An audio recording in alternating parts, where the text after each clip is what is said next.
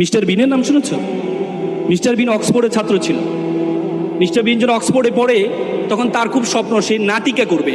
থিয়েটারে সে ভর্তি হয়। থিয়েটারে ভর্তি হওয়ার পর থিয়েটার তাকে একটা ডায়লগ দেয়, সে ডায়লগটা বলতে পারে না।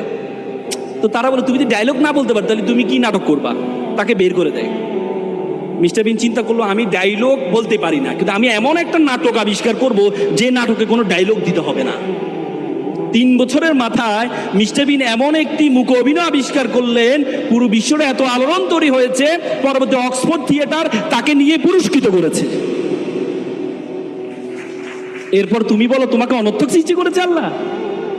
আল্লাহ তোমাকে অনর্থক সৃষ্টি করেছে? আল্লাহ তোমাকে অনর্থক সৃষ্টি করেনি।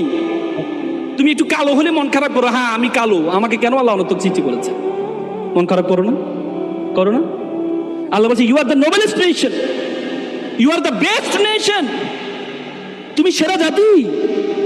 এই বিশ্ব জগতে যা আছে আমি সবকিছু তোমার জন্য সৃষ্টি করেছি।